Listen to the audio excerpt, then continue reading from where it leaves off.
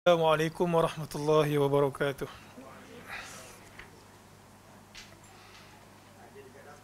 A'udzu billahi minasyaitonir rajim.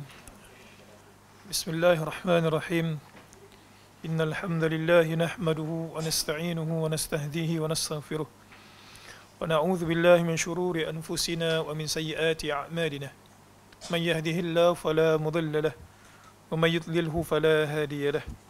أشهد أن لا إله إلا الله وحده لا شريك له وأشهد أن محمدا عبده ورسوله فإن أصدق الحديث كتاب الله خير الهدى هدى محمد صلى الله عليه وسلم وشر الأمور محدثاتها وكل محدثة بدعة وكل بدعة ضلالة وكل ضلالة في النار. Muslimin muslimat yang rahmati Allah, sesi pada malam ini insya-Allah kita akan bermula pada bab yang keempat. Bab berkenaan dengan penawar penyakit hati. Dan alhamdulillah pada sesi yang lepas kita telah pun huraikan berkenaan dengan mukaddimah bagi bab ini. Dan penawar bagi penyakit hati itu tidak lain dan tidak bukan, terutama sekali adalah kita perlu melakukan taubat. Dan taubat seperti mana yang Al-Imam An-Nawawi nyatakan dalam Riyadhus Salihin, menghuraikan sedikit. Beliau menyatakan 3 syarat taubat itu diterima. Akan tetapi ulama yang datang kemudian melengkapkan syarat tersebut akhirnya menjadi beberapa. Yang pertama, taubat itu hanya akan diterima oleh Allah Ta'ala, Allah Subhanahu Wa Ta'ala, bila ia ikhlas. Ikhlas maksudnya adalah buat perubahan. Kalaulah perkara tersebut berkaitan dengan perlu dibuat dan dia tak pernah buat, maka dia kena buat kerana Allah Ta'ala. Ataupun perkara tersebut merupakan maksiat yang dia perlu tinggalkan, maka dia tinggalkan kerana Allah Ta'ala. Yang kedua adalah an-nadam, menyesal. Menyesal maksudnya adalah merasakan perkara tersebut adalah suatu dosa. Dan Nabi SAW menyebutkan an-nadamatu minat taubah. Penyesalan merupakan sebahagian daripada taubat. Dan yang ketiga adalah al-iqla'u 'anidz dzunub. Al-iqla' maksudnya mencabut diri kita ataupun pelaku maksiat itu terus. Dan seperti mana yang disebutkan tadi, kalaulah benda tersebut perkara yang perlu dilakukan, selama ini dia tidak lakukan, maka perkara tersebut termasuk maksiat, dia kena terus lakukan. Kalau benda tersebut adalah perkara yang haram, maka dia kena tinggalkan segera. Dan yang keempat adalah al-azmu alla ya'ud. Dia kena berazam untuk tidak melakukan perkara itu kembali. Dan yang kelima adalah taubat itu semua kena dilakukan sebelum pintu taubat tertutup. Pintu taubat tertutup ini ada 2. Satu, apabila ajal maut datang menjelma. Seperti mana hadis yang kita maklum, malam yughargir. Nabi SAW sebut taubat seseorang itu masih lagi diterima malam yughargir, selagi mana ruh itu tidak sampai ke kita sebut tenggorok.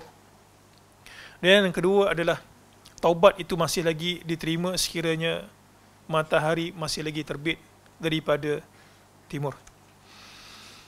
Baik, kita akan bermula pada muka surat 101. Bertaubat merupakan langkah pertama kepada seseorang yang ingin merawat penyakit hati. Seseorang Islam perlu bertaubat daripada segala kesalahan dan dosa yang dilakukannya, baik besar maupun kecil. Taubat membawa maksud penyesalan yang melahirkan keazaman yang membuatkan seseorang insan kembali melakukan amalan ketaatan setelah melakukan amalan kemaksiatan. Hakikat taubat yang sebenar ialah menyesal kerana melakukan dosa-dosa yang lalu, berhenti dari melakukan dosa pada masa itu juga dan berazam untuk tidak kembali melakukannya pada masa-masa akan datang. Ketiga-tiga perkara di atas perlu ada bagi mengesahkan sesuatu taubat yang dilakukan oleh seseorang. Taubat berlaku di antara 2 muhasabah. Muhasabah sebelum taubat dan muhasabah selepas taubat. muhasabah yang dilakukan selepas daripada taubat akan menjaga keutuhan taubat yang dilakukan sebelumnya. Baik, di antara dalil yang sering kali dibacakan bila membahaskan bab taubat adalah pada surah Tahrim ayat yang ke-8. Dan pada ayat inilah terminologi yang biasa kita dengar, taubat nasuhah. Sebab Allah Subhanahu wa taala sendiri menyebutkan pada ayat ini taubatan nasuhah. A'udzubillahi minasyaitonirrajim. Ya ayyuhalladzina amanu tubu ila Allahi taubatan nasuha. Asa rabbukum an yukaffira 'ankum sayyi'atikum wa yudkhilakum jannatin tajri min tahtiha al-anhar. Yawma la yukhzi Allahu an-nabiyya wal-ladzina amanu ma'ah. Nuruhum yas'a baina aydihim wa bi aymanihim yaquluna rabbana atmim lana nurana waghfir lana innaka ala kulli syai'in qadir. Baik, Allah Subhanahu wa taala berfirman, wahai orang-orang yang beriman. Siapakah orang beriman? Kita semua. Tubu ilallahi taubatan nasuha. Hendaklah kamu bertaubat kepada Allah taubatan nasuha, dengan taubat yang nasuha. Asa rabbukum ayyukaffira ankum sayyi'atikum. Mudah-mudahan Tuhanmu ayyukaffira ankum, memberikan pengampunan ataupun menafikan sayyi'atikum, dosa-dosa kamu. Wa yudkhilakum jannatin tajri min tahtiha al-anhar, dan memasukkan kamu ke dalam syurga tajri, yang mengalir min tahtiha, di bawahnya sungai. Para ulama berbeza pendapat apakah yang dimaksudkan dengan taubatan nasuha. Bahkan sahabat juga memberikan pendapat apakah yang dimaksudkan dengan taubat nasuha. Daripada perkataan nasuha ini, asalnya adalah nasaha. Nasaha maksudnya adalah pure, ai khalasah. Nasaha maksudnya adalah pure. Itu sebab orang Arab kata nasahtul asala. Nasahtu al-asala. Al-asala maksudnya adalah madu. Jadi bila dia katakan nasahtu, aku menasahkan al-asal, aku menyaring madu tersebut supaya yang keluar tu betul-betul madu yang suci, yang tidak ada bahan tambahan daripada madu tersebut. Jadi itu maksud nasaha. Bila kita sebut seseorang itu nasih, dari perkataan nasaha, nasih isim fa'il kalau dalam bahasa Arabnya, maka ia membawa maksud khalis. Jadi taubat nasuha adalah taubat yang khalis semata-mata kerana Allah Ta'ala. Al-Imam Al-Baghawi dalam tafsir beliau menyebutkan, tafsir beliau ada Ma'alimut Tanzil, membawakan beberapa pendapat. Di antaranya adalah pendapat sahabat Umar, Ubay.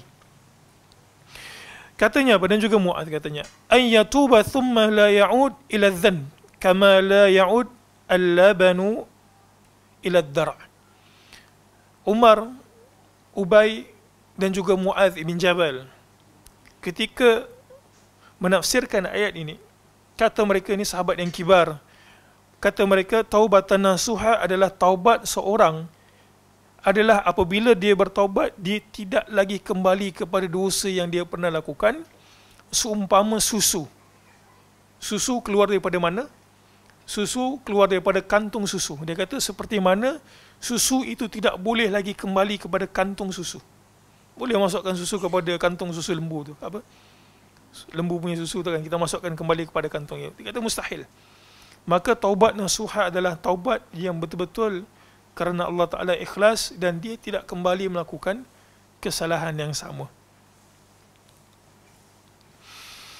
Al-Hasan Al-Basri mengatakan, ayyakuna al-'abdu nadiman ala ma madha mujma'an ala alla ya'ud fihi.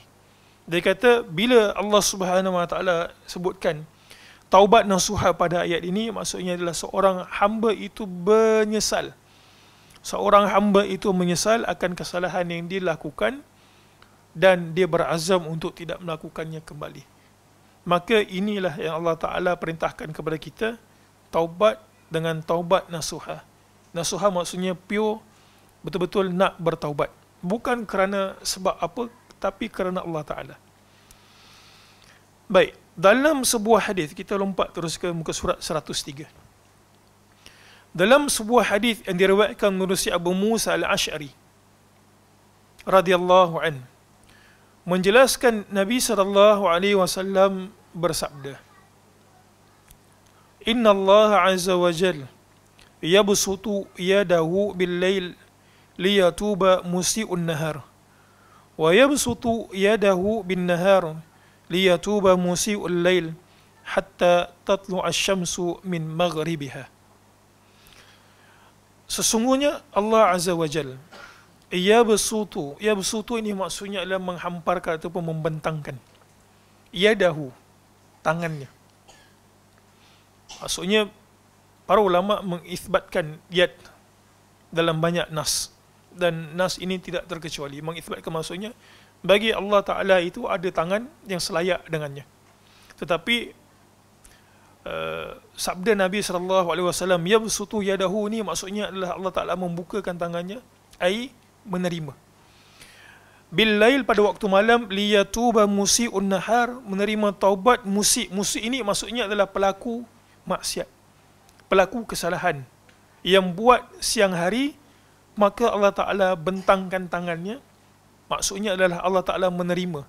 Siapa yang buat kesalahan pada waktu pagi, bertaubat kepada Allah Ta'ala pada waktu malam, Allah Ta'ala bentangkan tangannya, maksudnya menerima. Wa yabsutu yadahu bin nahar, dan Allah Subhanahu wa Ta'ala juga membentangkan tangannya, menerima taubat orang yang melakukan maksiat pada waktu malam. Allah Ta'ala terima taubatnya pada waktu siang kalau sekiranya dia bertaubat. Liyatuba musi'ul lail, untuk memberikan taubat, menerima taubat pelaku kejahatan ataupun pelaku maksiat pada waktu malam.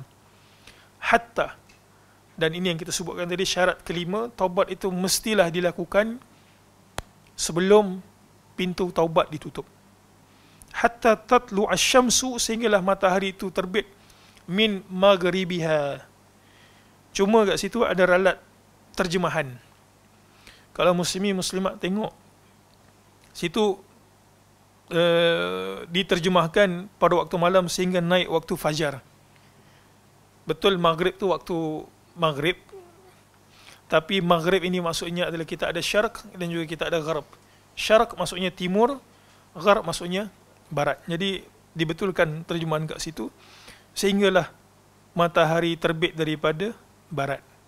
Tak tahulah cetakan baru tu dibaiki ataupun tidak. Muka surat 103. Dalam sebuah hadis yang lain diriwayatkan menerusi Al-Aghar Al-Muzani menjelaskan, Rasul sallallahu alaihi wasallam bersabda, ya ayyuhallazina amanu tubu ila Allah fa inni atubu fil yawmi ilaihi mi'ata marrah. Wahai manusia, Allah Ta'ala pesan, bukan Allah Ta'ala, Nabi sallallahu alaihi wasallam berpesan, wahai manusia, tubu, taubatlah kepada Allah. Fa inni atubu fil yaum, sesungguhnya aku ini bertaubat dalam masa sehari kepadanya. Nabi sallallahu alaihi wasallam kata, mi'ata marrah, sebanyak 100 kali. Muslimin muslimat hormati Allah sekalian, pada kedua hadis ini sebenarnya ada pengajaran yang sangat besar. Pengajaran yang pertama, kalau kita combine lah hadis ini. Okay. Hadis ini galakkan untuk bertaubat. Macam mana kita faham galakkan untuk bertaubat? Satu, yang kita baca hadis ke atas tu, Allah Subhanahu wa Ta'ala punya rahmat kepada hamba-Nya menerima taubat bila-bila masa. Kalau dia buat kesalahan pada waktu malam, dia boleh taubat kepada Allah Ta'ala pada waktu siang. Kalau dia buat kesalahan pada waktu siang, dia boleh taubat kepada Allah Ta'ala pada waktu malam. Tak kisah masa, tak kisah tempat. Tak perlu pergi ke tempat, mana-mana tempat, betul, tanpa kita nafikan ada tempat yang mustajab, Mekah, Arafah dan sebagainya. Tapi hadis ini menunjukkan bahawa rahmat Allah Ta'ala itu begitu besar, dan Allah Ta'ala terima taubat pada bila-bila masa. Yang kedua, pada hadis ini juga Allah Ta'ala seolah bagi tahu kepada manusia yang melakukan kesalahan, tak kisahlah selambat mana pun kamu bertaubat, aku tetap menerimanya. Okay. Hadis ini menunjukkan, hadis yang ke atas tu menunjukkan bahawa kalaulah manusia itu melewatkan taubatnya, apakah Allah Ta'ala tak terima? Macam cikgu suruh student buat kerja rumah, ataupun pensyarah suruh buat assignment, tugasan, tak lambat. pensyarah ataupun cikgu tu pun kata, awak tarikh sekian, kalau awak tak hantar, saya tak terima dah, markah kosong. Rahmat Allah Ta'ala kepada manusia, selambat mana pun dia bertaubat kepada Allah Ta'ala. Itu sebab kita katakan syirik, hatta syirik pun, kalau dia pernah buat syirik dan dia sempat bertaubat daripada kesyirikannya, maka Allah Ta'ala terima. Yang tidak diampunkan itu adalah bila dia mati dalam keadaan syirik, tak sempat bertaubat. Waliyazubillah. Jadi pengajaran kedua pada hadis ini, taubat walaupun lambat Allah Ta'ala tetap terima. Tapi yang afdalnya adalah menyegerakan taubat. Kan banyak orang suruh segera buat itu, segera buat ini. Tapi di antara perkara segera yang biasanya orang terlambat adalah taubat. Baik. Kemudian pada hadis yang di bawah itu menunjukkan bahawa Nabi SAW semulia-mulia insan yang pernah Allah Ta'ala ciptakan pun memohon ampun kepada Allah Ta'ala dalam sehari 100. Sebenarnya kalau kita baca nusus Al-Quran ataupun nusus hadis, kita akan jumpa perkataan 70, kita akan jumpa perkataan 100. Apakah betul 70? Apakah betul 100? Dalam hadis Uqashah tu kan, yang Nabi SAW sebut 70,000 di kalangan umat aku ini akan masuk syurga tanpa hisab. Apakah 70,000 lepas daripada 70,000, 70,000 satu, lepas sudah tak ada dah? Tak perlu ulama menyebutkan. Allah Alam, ini yang zahir dalam nas-nas ini, maksudnya yang lebih rajih adalah ia cuma untuk menunjukkan betapa banyaknya. Bukan maksudnya, oh Nabi buat 100, aku pun buat 100. Tak. Maksudnya Nabi itu nak bagi tahu banyak. 100 kita sebutkan sebagai kinayah, lafaz kiasan. Pun begitu, para ulama menyebutkan taubat Nabi kat sini bukan kerana Nabi pelaku maksiat. Sebenarnya kita pernah sebutkan, Adam AS pernah melakukan kesalahan, tetapi Adam AS bukan pelaku maksiat. Itu beza tu. Melakukan kesalahan dan juga ahli maksiat. Beza dua. Para ulama sebutkan para anbiya ini tidak ada dosa. Maksum kita sebutkan, terpelihara. Tapi apa gunanya Nabi SAW bertaubat, istighfar kepada Allah Ta'ala? Jawapannya adalah untuk menaikkan martabat. Untuk menaikkan martabat baginda SAW. Muslimin muslimat yang dirahmati Allah sekalian, kalaulah satu orang tersalah, katalah selama ni dia makan riba, dia makan rasuah. Rasuah ni antara benda yang merosakkan negara. Katalah dia pernah makan rasuah, riba, ataupun pernah mengumpat, dan dia kata aku menyesal lah. Baca nas, baca Al-Quran, tengok Allah Ta'ala mencela perbuatan-perbuatan yang maksiat macam mengumpat, mengadu domba, baca hadis. Kemudian dia kata aku nak bertaubat. Apa perkara pertama yang dia boleh buat? Di antara perkara, katalah ada orang yang kata aku nak taubat, di antara perkara pertama yang dia boleh buat adalah berwuduk, kemudian solat 2 rakaat minta ampun kepada Allah Ta'ala. Zalim dekat isteri kan, ataupun isteri zalim dekat suami, berlaku dua-dua. Dia tak derhaka kepada suami, ataupun suami culas kepada si isteri, dan dia kata aku nak bertaubat. Dia boleh berwuduk, kemudian solat 2 rakaat. Dan solat ini kita sebut sebagai solat sunat taubat. Ahlul ilm ijma' menyebutkan solat ini masyru'. Solat ini disyariatkan. Baik, saya bacakan hadis tentang solat sunat taubat. Hadis ini hadis yang special. Riwayat daripada Abu Bakar. Selama ni jarang kita jumpa riwayat Abu Bakar. Dan Abu Bakar dalam hadis ini kata apa? Sami'tu Nabiya sallallahu alaihi wasallam yaqul, aku mendengar sendiri Nabi sallallahu alaihi wasallam bersabda. Ni di antara, kita tahu di antara insan yang paling rapat dengan Nabi adalah Abu Bakar. Pun begitu, tak banyak riwayat yang kita dengar daripada Abu Bakar disebabkan kesibukan dan juga umur beliau tak begitu panjang. 2 tahun sahaja selepas Nabi meninggal dunia, Abu Bakar meninggal dunia. Dan hadis ini di antara yang beliau riwayatkan. Katanya apa? Sami'tu Rasulullah sallallahu alaihi wasallam yaqul, ma min 'abdin yadhnabu dhanban. Tidaklah ada seorang hamba berbuat akan suatu dosa. Dosa mana yang kita patut taubat? Muslimin muslimat. Dosa mana yang kita patut bertaubat? Semua dosa patut bertaubat. Kita akan baca hadis di bawah ni tentang jangan memperkecilkan hatta walaupun satu dosa. Semua dosa kita kena wajib bertaubat. Fayuhsinut tuhur. Kemudian dia buat satu dosa, kemudian dia memperelokkan bersuci. Maksudnya dia berwuduk elok. Wuduk elok, macam mana nak memperelokkan wuduk?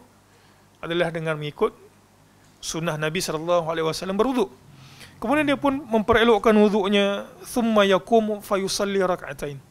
Kemudian dia pun bangkit solat 2 rakaat. Ni kita semualah. Saya yang berbicara ini dan juga muslim-muslimat yang mendengar. Kita buat malam ni kan, kita buat malam ni. Lepas habis kuliah ataupun lepas habis solat isyak, malam kita lewat sikit, mungkin nak pergi makan malam ke apa, selesaikan semua urusan. Sebelum tidur, kita bangkit 2 rakaat, kita taubat kepada Allah Ta'ala. Nanti kita akan bacakan hadis di mana di antara hadis tu ada perkataan, ada kritikan sikit, tapi saya sebutkan di antara penghalang seseorang itu dapat rezeki Allah Ta'ala. Rezeki ni ada banyak kan, harta, anak, umur yang panjang, kesihatan, rezeki macam-macam. Di antara penyebab dia itu terhalang mendapatkan rezeki adalah kerana kemaksiatan. Dan benda tersebut kita boleh tebus dengan taubat. Baik, kemudian Nabi SAW pada hadis ini menyebutkan, thumma yastaghfirullah. Kemudian dia selesai 2 rakaat, kemudian dia kata astaghfirullah, astaghfirullah. Tak perlukan wirid yang pelik-pelik. Kadang-kadang ada orang tanya, Ustaz, apa hukum manzil ini, apa hukum wirid ini? Tak perlu pun. Dan benda tersebut kadang-kadang nak dibaca tu kenakan buku. Sebab apa? Panjang dan juga susah untuk dihafal. Dia solat 2 rakaat, dia istighfar kepada Allah Ta'ala, kemudian apa yang Nabi SAW katakan, illa ghafarallahu lahu, melainkan Allah Ta'ala akan ampunkan dia. Solat taubat ini mudah saja. Kita pergi berwuduk malam nanti, sama ada kalaulah satu orang itu kuat untuk bangkit qiyam, kita sebut sebagai tahajud, dia boleh buat. Ataupun dia rasa tak mampu untuk bangkit tengah-tengah malam gitu, dia solat 2 rakaat sebelum tidur, berwuduk, kemudian solat, Allahu Akbar, Assalamualaikum warahmatullahi, Assalamualaikum warahmatullahi, kemudian istighfar, Allah, astaghfirullah, astaghfirullah, la ilaha illa anta subhanaka inni kuntu minadh dhalimin. Lebih lagi sikit, tambahlah 3 rakaat, cukup witir. Ataupun katalah tak larat, penat, tambahlah 1 rakaat, witir. Jadi itu perkara yang boleh dilakukan bila kita ingin memulakan kehidupan baru, meninggalkan dosa-dosa lampau. Baik, pada muka surat 105, Ibnu Qayyim, saya baca pada perenggan yang kedua ataupun pada perenggan pertama tu, An-Nawawi. Al-Imam An-Nawawi menjelaskan, taubat wajib dilakukan dari segala jenis maksiat dan wajib dilakukan secara segera dan tidak harus dilewatkan tanpa mengira sama ada maksiat yang dilakukan itu maksiat kecil ataupun besar. Semua benda lah kita kena taubat. Kadang-kadang ada yang bekerja culas. Ada tak yang bekerja culas? Dia tam in ataupun punch card, kemudian dia tak singgah office, terus keluar. Masuknya pukul 9. Apakah itu maksiat? Itu maksiat. Tak jujur, menipu timbangan. Bukankah di antara perkara yang Nabi SAW tekankan, yang Nabi ditanya apakah dosa besar, Nabi pada ketika itu tengah bertenggek gitulah, bertenggek ataupun berbaring. Di penghujung hadis itu Nabi sebut apa? Syahadatuz zur. Syahadatuz zur. Apa maksud syahadatuz zur? Penyaksian palsu. Orang mungkin ingat penyaksian palsu tu orang pergi mahkamah, kemudian dia tipu kesaksian dia. Tak semesti seperti itu. Dan kita faham pada hari ini kenapa tu Nabi SAW sebut sampai Nabi bangkit. Syahadatuz zur, syahadatuz zur. Apa di antara perkara yang banyak orang pakai syahadatuz zur pada hari ini? Kan banyak online kan. Kita kalau nak beli barang, kita baca apa? Kita akan baca review. Kadang-kadang dekat YouTube tu, sebelum kita tengok benda kita nak tengok, apalah benda yang kita nak tengok, ada keluar iklan. Saya makan ini, akhirnya sembuh. Apa tu? Kencing manis. Sembuh kencing manis. Saya makan ini, akhirnya saya punya barah sembuh. Ada tak? Ada. Apakah itu termasuk syahadatul zur? Itu termasuk syahadatul zur. Apa? Testimoni palsu.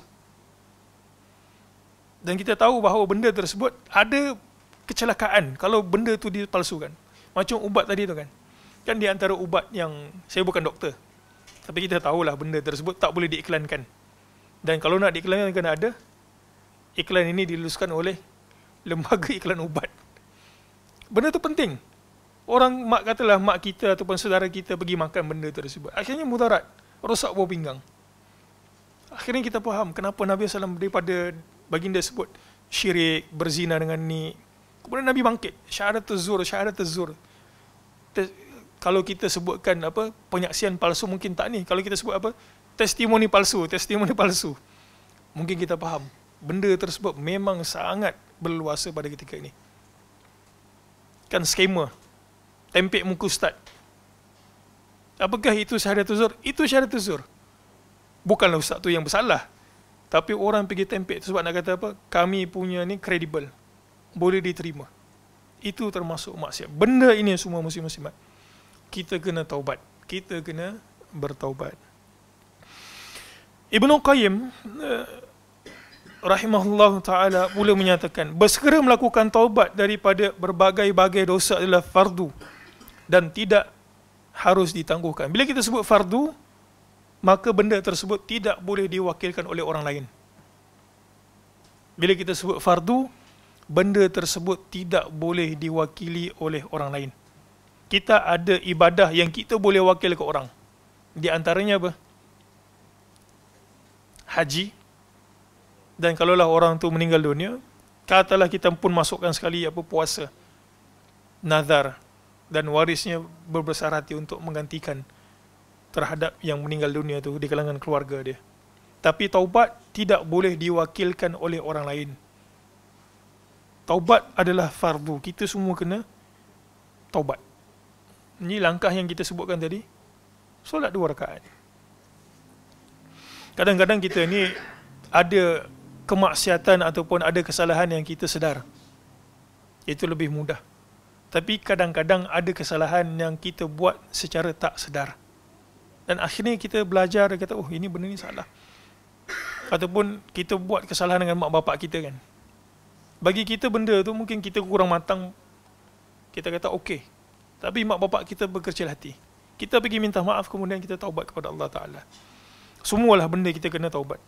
Oleh sebab itu, apabila seseorang bertaubat daripada suatu dosa, masih ada lagi dosa lain yang wajib dilakukan. Taubat itu bertaubat kerana lewat dan menangguhkan taubat. Amat jarang perkara ini terlintas dalam hati orang yang bertaubat.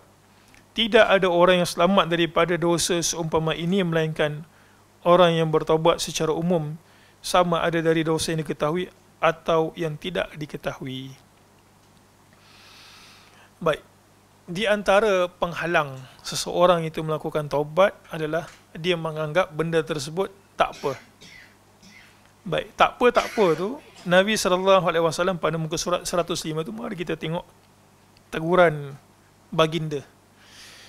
Iyyakum wa muhqaratiz dzunub ka qaumin nazalu fi batni wadin faja'a dha bi'udin wa ja'a dha bi'udin hatta andaju khubzatahum wa inna muhaqqaratiz dzunubi mata yu'khadh biha sahibuha tuhlikhu. Baik, Nabi SAW pesan dekat sahabat, iyyakum. Wah, kalau dalam bahasa Arab ni, kalau ada perkataan iyyakum kemudian bercantum dengan wa, maksudnya itu adalah larangan. Kita sebutkan jangan sekali-kalilah kalau kita terjemahkan. Jangan sesekali kamu muhaqqaratiz dzunub, memperkecilkan az-dzunub. Muhaqqaratiz dzunub ini Maksudnya janganlah kamu sesekali jauhkan diri kamu daripada melakukan muhaqqaratiz dzunub. Dosa-dosa yang hakir ini maksudnya dosa-dosa yang apa dah? Dosa-dosa kecil. Para ulama ketika bahas perkataan muhaqqaratiz dzunub ini pesan Nabi dekat sahabat. Ada faedah daripada perkataan ini muhaqqaratiz dzunub. Satu, dosa-dosa kecil. Sebab apa Nabi kata jangan kamu melakukan dosa-dosa kecil ataupun memperlekehkan dosa-dosa kecil? Sebab dosa-dosa kecil inilah yang membawa kepada dosa besar. Satu. Yang kedua, pesan Nabi dekat sahabat ini, iyyakum wa muhaqqaratiz dzunub, sebab tidak terkenal sahabat melakukan dosa besar. Kan kita baca tu Al-Qamah. Apa kisah yang masyhur tentang Al-Qamah ni?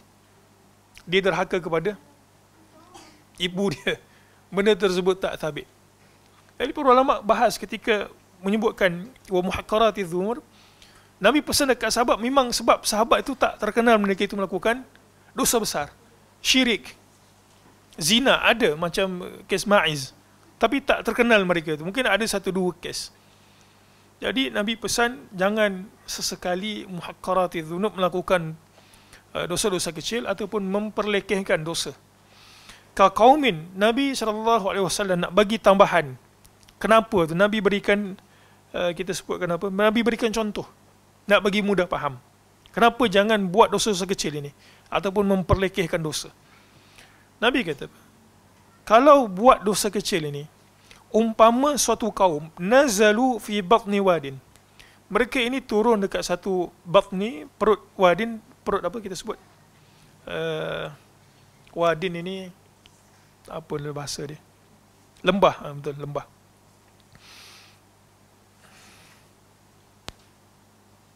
Wadi.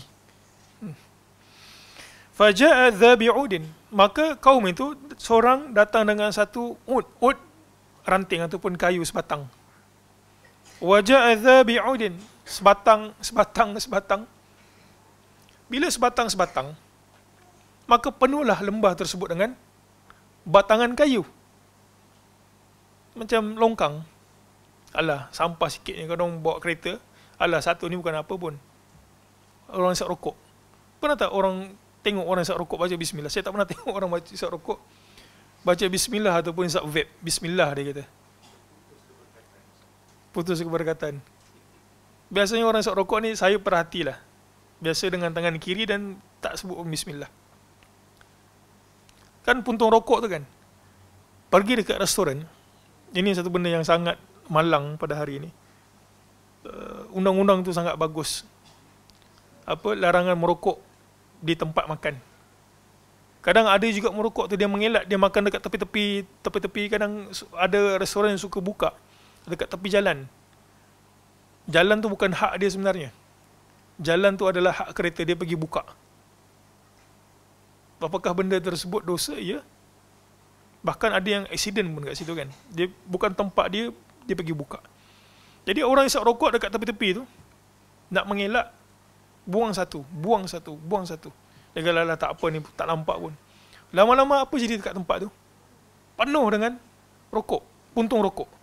Bahkan puntung rokok ni merupakan benda yang paling banyak dekat muka bumi ni dibuang. Kalau kita buang dekat longkang, alah satu saja sampah, straw. Tapi kalau dah sampai 100 straw, apa jadi dekat longkang tersebut? Sumbat. Inilah yang Nabi SAW cuba sampaikan kepada sahabat. Nabi kata apa? Hatta andaju khubzatahum, sampaikan mereka boleh masak dengan kayu api tu yang sebatang tu, boleh masak roti, boleh masak masakan. Wa inna muhaqqaratiz dzunub mata yu'khadh biha sahibuha tuhlikhu. Dan Nabi SAW kata apa? Dosa-dosa kecil ini, ketika mana yu'khadh biha sahibuhu, pelakunya pergi ambil satu, tuhlikhu, maka dia mula ambil jalan kebinasaan. Muslimin muslimat rahmati Allah sekalian. Hadis ini ada pengajarannya. Pengajaran yang pertama, dosa kecil merupakan penyebab kepada dosa besar. Dia samalah macam yang kita sebutkan. Pernah tak kita tengok orang tak pernah solat tiba-tiba bangkit qiyamul lail? Orang tak pernah puasa Ramadan, tiba-tiba dia pergi puasa Isnin Khamis setiap bulan. Dia kena lepas benda fardu terlebih dahulu, kemudian baru dia buat benda sunat. Dan secara lazimnya pun orang takkan boleh buat benda sunat melainkan benda fardu dia pun telah buat ataupun excellent. Jadi orang ni takkan pergi berzina terus macam itu. Dia mesti akan ada step. Mesej, kemudian senyum, hai awak, macam-macam lah kan. Kita buat program sekali, kita makan sekali, lama-lama berzina gitu. Jadi ini Nabi kata jangan ambil muhakkarat az-zunub, dosa kecil ini. Kemudian hadis ini Nabi berikan kita irsyad, petunjuk. Petunjuknya apa? Mimbab sad az-zara'i. Sad az-zara'i ini maksud menghalang daripada melakukan perkara besar. Sad az-zara'i ini adalah, kalau dalam bahasa usul fiqhnya, adalah pengharaman perkara-perkara yang asalnya mubah, yang boleh dilakukan, tetapi secara pasti kita tahu bahawa benda tersebut boleh mendatangkan kemaksiatan, boleh mendatangkan dosa. Jadi hadis ini berikan kita petunjuk. Saya pernah cerita dulu, pernah dipanggil ke penjara. Bukan saya masuk penjara, pernah pergi ke penjara. Penjara apa yang hisap dadah ni? Apa nama? Pusat Serenti dekat Rawang ke mana tu, ada satu. Jadi panggil tu, masuk tu kena cek semua, dengan blazer kena buka cek. Jadi lepas habis slot tu, makanlah dengan apa, dengan bahagian apa, dia ada bahagian agama kan, untuk tarbiyah. Tengok pakcik-pakcik tu semua kepala botak, bukan pakcik lah, muda kot, ada yang pangkat pakcik, ada yang muda, kepala botak semua. Kemudian suruh kawat. Kita pun tanya beberapa soalan, kenapa kena kawat? Dia kata, Ustaz, kena kawat ni sebab disiplin. Walaupun kawat itu tak betul, dia kata kita suruh dia kawat untuk disiplin. Kemudian dia kata kat saya, Ustaz tahu tak, benda ni semua ni, penagih dadah ni semua, dia kata, bermula dengan satu benda. Dia kata tak ada yang masuk ke sini melainkan mula dengan benda tersebut. Apa dia? Dia kata mula dengan rokok. Itu kalau dia cakap betul-betul lah. Tapi kita yakin. Sebab tak ada orang pergi, dia akan mula dengan sikit-sikit dahulu. Jadi itu sebab Nabi kata apa? Mimbabi sada dhara'i. Jadi kalau kita nampak anak kita tu ataupun ada saudara mara kita mula melakukan perkara yang kecil-kecil, jangan kita kata alah kecil. Kecil lagi. Alah benda tu tak apa. Benda tu kan boleh membawa bahagia. Katanya. Jangan seperti itu, kita kata benda tu tak boleh. Ini iyyakum wa muhaqqaratiz dzunub. Ini boleh letak slogan ni dekat pintu. Dekat baju pun boleh. Kokoklah ada nak buat situ iyyakum wa muhaqqaratiz dzunub kan. Hadis riwayat Ahmad. Baik, pada muka surat 106.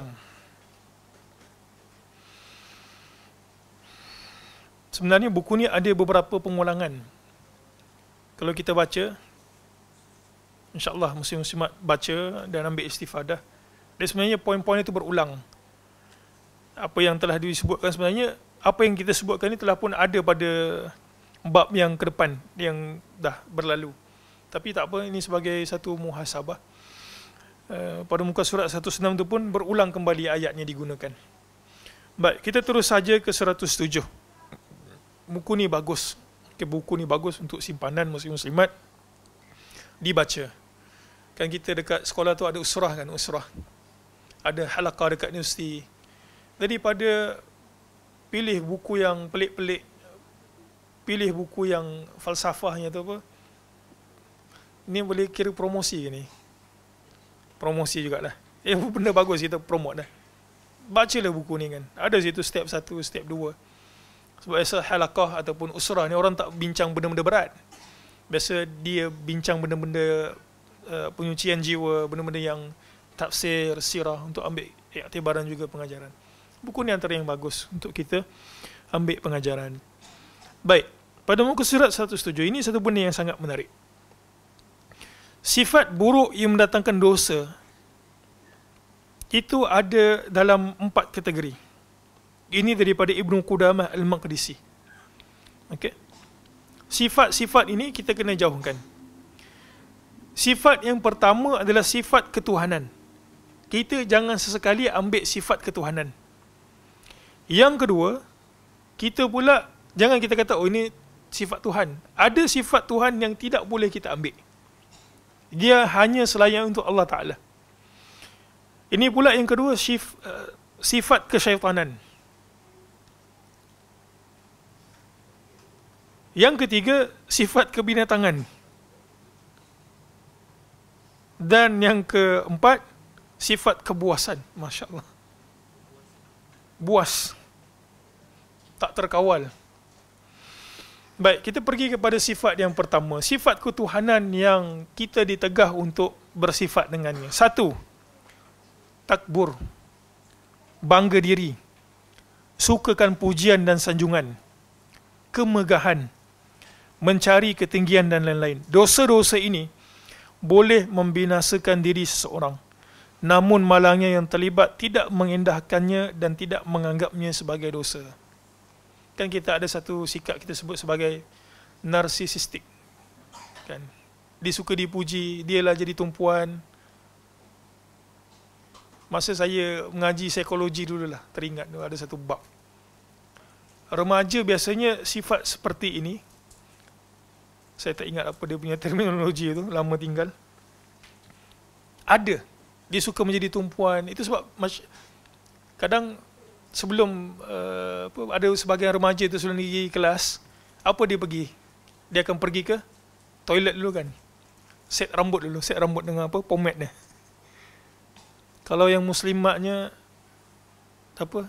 Kalau pergi kereta saja, ada kereta saja, kereta tu apa ada tinted pula, tinted mirror. Dia akan tengok dulu gitu kan. Tengok dulu sebelum masuk kelas, tengok betulkan tudung. Ya. Kita ada sedikit sebanyak sifat seperti itu. Tapi secara berlebihannya. Enggak kitalah itu maksudnya akulah yang semuanya, akulah yang seperti itu. Benda tersebut hanyalah milik Allah Ta'ala semata-mata. Yang saya sebut remaja tadi, biasanya sebab remaja ni dia punya hormon tengah naik. Jadi biasa dia suka untuk dijadikan tumpuan. Itu. Jadi mulalah berdandan. Yang masa sekolah rendah, tudung sengit pun tak apa kan. Kadang-kadang tudung kawan dia tarik, adik dia tarik, terkeluar gitu. Terkeluar sampai ke tengkuk gitu tudung. Tak kisah bila remaja dah mula berdandan macam-macam. Biasalah tu. Baik. Jangan bersifat dengan sifat ketuhanan sudah. B. Sifat kesyaitanan. Masya Allah. Apa sifat syaitan? Hasad. Zalim. Menipu. Memperdaya. Menyuruh melakukan kerosakan dan lain-lain. C. Sifat kebinatangan yang jahat. Binatang ni, apa binatang penuh dengan kebinatangan?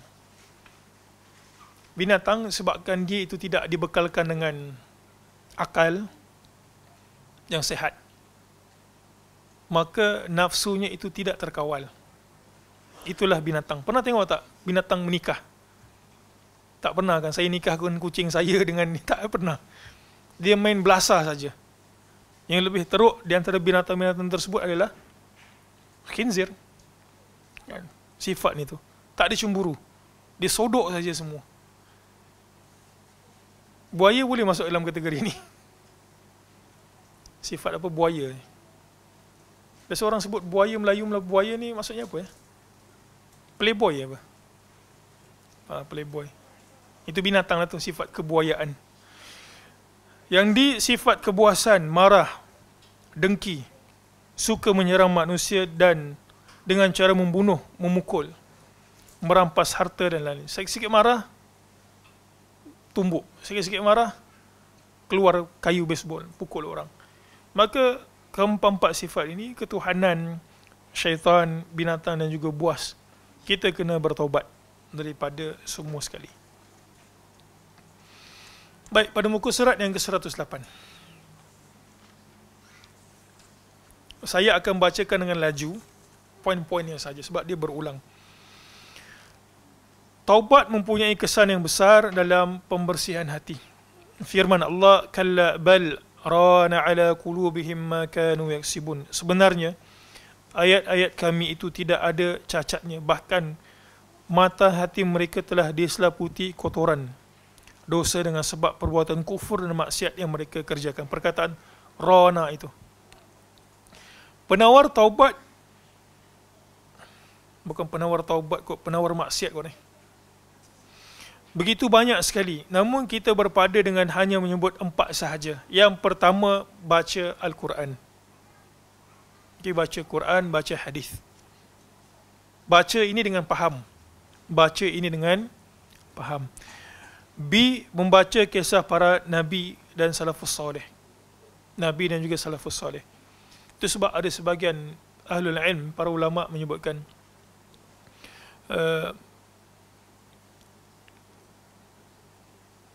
Siyarul rajuli ahabbu ilayya min masailil ahkam.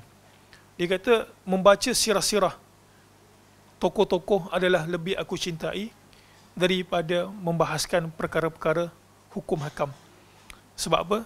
Sebab tidak ada khilaf. Orang berbalah, jarang ada orang berbalah bila baca kisah Nabi Adam. Jarang orang berbalah bila baca kisah Yusuf AS. Tak ada benda nak dibalahkan.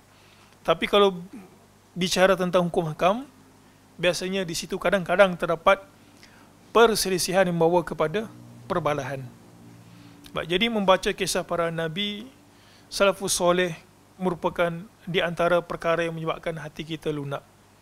Ia macam mana nak baca kisah salafus soleh kalau bukunya tak ada kan? Jadi belilah buku yang berkaitan dengan salafus soleh. Kita ada buku Syama'il, kita ada buku Rahikul Makhtum, nanti bagilah kat kedai buku tu tengok. Iklan. Benda baik. Tak mestilah tu, mana-mana buku lah. Baik, si menegaskan kepada mereka keberangkalian disegerakan azab adalah perkara yang bukan mustahil. Jadi kita bagi tahu kalau buat benda ni azabnya ada. Ada yang segera, ada yang ditangguhkan. Baik, seperti mana yang saya sebutkan tadi. Di antara azab orang yang melakukan maksiat adalah rezekinya terhalang. Rezekinya terhalang. Ulama di antaranya adalah Syekh Albani, ketika membahaskan hadis ini dia kata potongan hadis ini tak sahih. Okay, potongan hadis ini tak sahih. Ala kulli hal kita bahas jugalah. Hadis ini pada muka surat 109 dia sebenarnya keratan. Hadis yang panjangnya adalah la yazidu fil umri illa albir. Umur tidak bertambah melainkan dengan kebaikan. Ini hadis ni tak adalah kat sini, saya baca yang penuhnya. Perangkap pertama hadis itu adalah Nabi kata umur tidak bertambah melainkan dengan kebaikan. Maksudnya apa? Kalau nak panjang umur, buat benda bagus. Di antaranya yang kita bacakan dalam Adabul Mufrad, nak tambah umur, jalin silaturahim, albir. Yang kedua, dalam rangkap hadis ini, wala yazidu wala yarud al-qadaru illa ad-du'a. Qadar Allah Ta'ala, qadar Allah Ta'ala tidak akan tertolak melainkan dengan doa. Ini perbahasan telah pun kita bahaskan pada daurah yang lepas. Dan di penghujung hadis itu barulah Nabi SAW sebut ini. Baik, Nabi kata apa? Wa innar rajula, sesungguhnya ada seorang lelaki, sesungguhnya seorang lelaki la yuhramu rizqah, dihalang daripada mendapatkan rezeki, ditahan, bidzanbi, disebabkan maksiat, dosa, yusibuhu, yang tertimpa akannya. Hadis ini muslim-muslimat ada beberapa pengajaran. Pengajaran yang jelas adalah kalaulah kita nak rezeki kita itu dipermudahkan. Rezeki ini bukan semata-mata wang ringgit, tapi ada berupa anak, kadang-kadang ada berupa dia tak berapa ada harta, tapi semua benda yang dia buat lancar. Dia tak berapa ada harta, tapi dia belajar pandai. Dia nak pergi satu tempat, dipermudahkan. Itu juga merupakan rezeki. Dapat keluarga bahagia walaupun tak kaya, rezeki. Jadi di antara yang menyebabkan kalau kita nak mengangkat ataupun mengangkat benda ini penghalang rezeki kita itu, kita hendaklah bertaubat.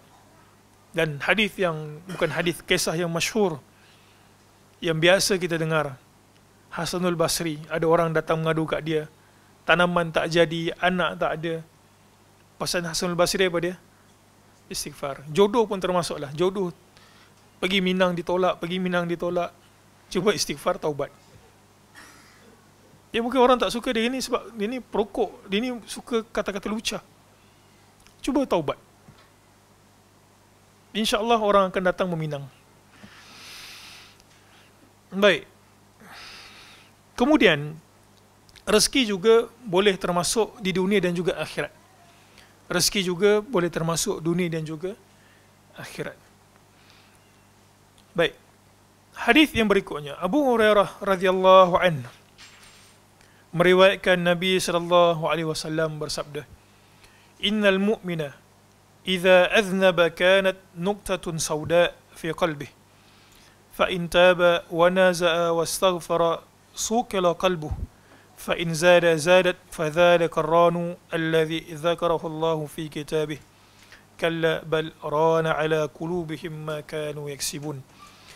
Apabila seorang mukmin melakukan suatu dosa, akan wujud titik hitam dalam hatinya.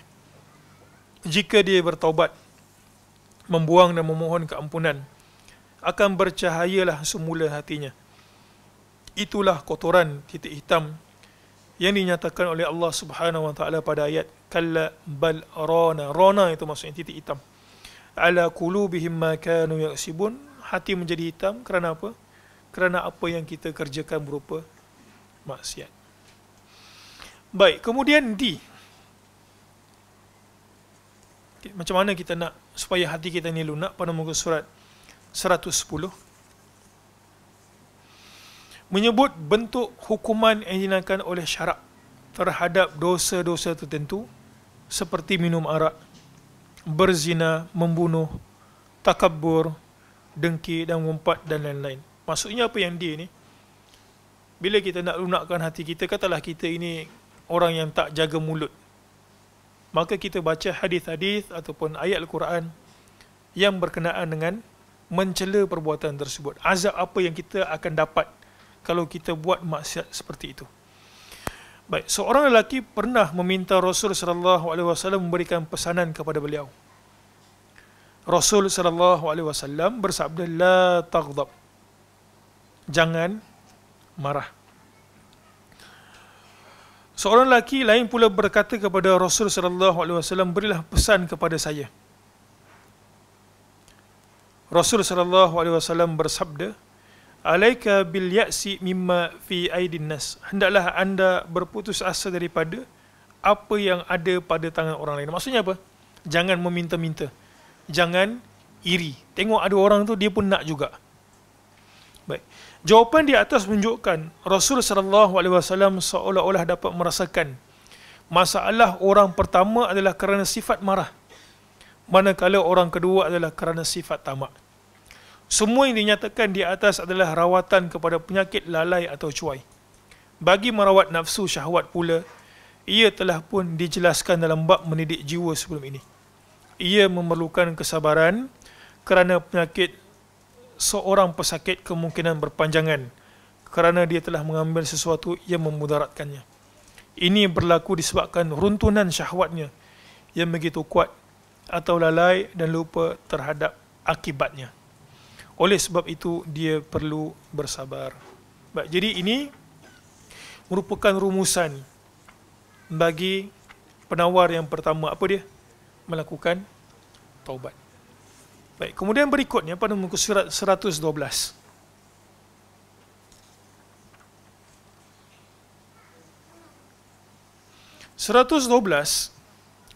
Tajuknya adalah kalau kita nak bersihkan diri kita daripada penyakit-penyakit hati. Penyakit hati ada banyak kan? Di antaranya apa dia? Riak. Di antaranya apa dia? Ujub. Maka lawan untuk benda-benda itu semua adalah seseorang mengikhlaskan diri dalam beramal. Dia kena buat benda tersebut kerana Allah Subhanahu wa taala semata-mata. Ini juga perbahasannya telah lalu. Jadi saya takkan huraikan di sini. Cuma pada muka surat 114 itu ada perkara yang menarik. Bila kita kata ikhlas, bila kita buat kerana Allah Ta'ala, tak semua benda itu akan pure kerana Allah Ta'ala. dia akan ada masuk beberapa kategori. Baik, kategori yang pertama adalah amalan maksiat. Amalan maksiat yang dilakukan oleh seseorang tidak akan berubah menjadi amalan yang baik dengan sebab niat yang ikhlas. Saya ni ikhlas ni. Saya ikhlas mencuri. Tak ada. Macam apa Robin Hood. Benda tersebut tidak termasuk dalam ikhlas. Bercampur. Maksiat. Kemudian dia nak menghalalkan kemaksiatan, dia kata apa? Dia tempek nama ikhlas. Dia jual barang. Tipu. Scammer lah kan. Jual barang tipu. Kemudian orang kata, ya akhi, kata benda ni tipu. Awak jual barang tipu. Dia kata apa? Dia kata ini merupakan sunnah Rasul. Sebab bukankah Nabi SAW dulu berniaga dekat Makkiyah, period Makkiyah, masa baginda sebelum berhijrah, sebelum dia untuk sembilan Rasul. Benda tersebut tak boleh mempergunakan agama dengan alasan menghalalkan perkara yang dia lakukan berupa maksiat. Jadi benda ini tak boleh. Dia kata, saya ikhlas kerana Allah Ta'ala. Tapi benda yang dia buat itu salah. Berkhalwat contohnya. Berkhalwat kenapa ni? Saya ikhlas nak ngajar awak Quran. Boleh tak benda tersebut haram? Tak boleh. Bukankah banyak sekarang ini pendakwah? Dia bukanlah kadang-kadang ustaz, tapi orang tempek nama ustaz kat situ kan.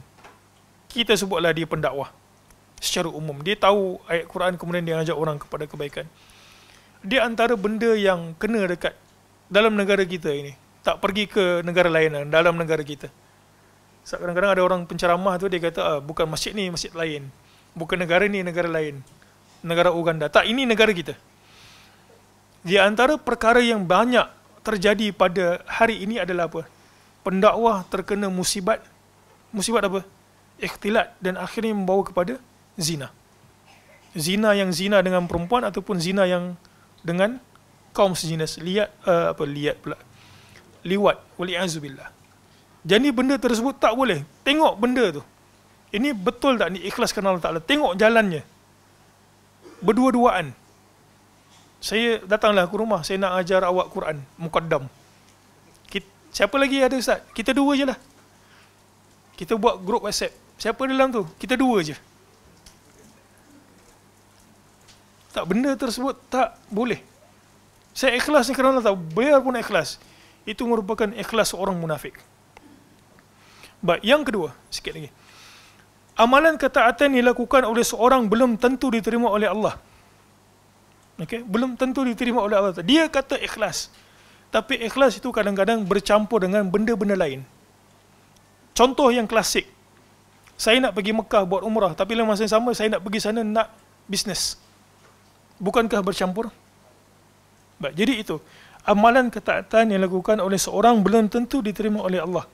Ini kerana kesahihan sesuatu amalan ketaatan dan berganda pahala amalan ketaatan tersebut bergantung kepada niat yang dilakukan. Tengok semula. Jadi bukan kita kata ikhlas, okey, saya ikhlas, saya taubat ikhlas.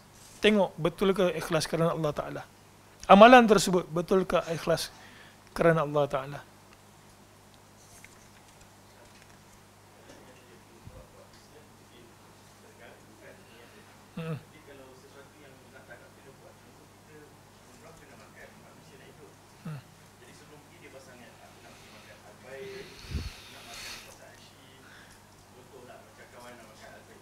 Maka dia akan mendapat peratus ikhlas dia. Kalau dia kata ikhlas saya 80% al-baik, 80% lah. 20% lah ikhlas itu. Baik, amalan yang harus. Baik, amalan yang harus ini satu benda, maksudnya semua amalan yang harus dilakukan pada asalnya harus. Contoh apa? Pakai minyak wangi. Tapi dia sertakan dengan niat. Supaya bila pergi ke masjid, orang tidak terganggu dengan bau badan. Aku pakai minyak wangi untuk ikut sunnah Nabi SAW. Dia sertakan dengan niat.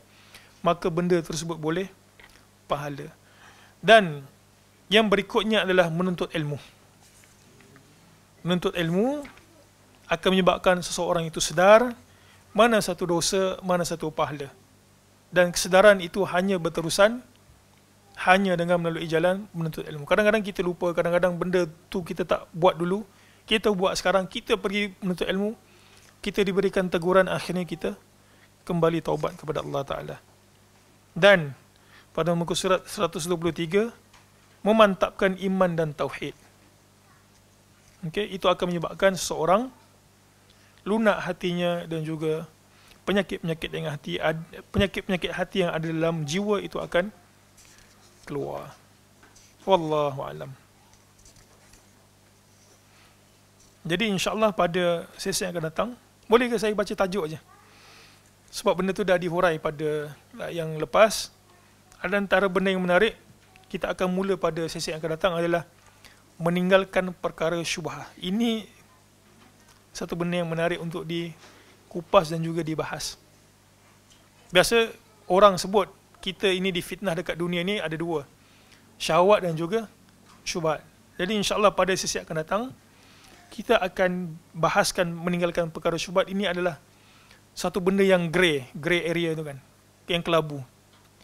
Dia tak hitam, dia tak putih, dia kelabu-kelabu. Biasanya orang sangat susah untuk tinggalkan. InsyaAllah pada sesi yang akan datang. Subhanakallah wa bihamdik, asyhadu an la ilaha illa ant, astaghfiruka wa atubu ilaik. Assalamualaikum warahmatullahi wabarakatuh.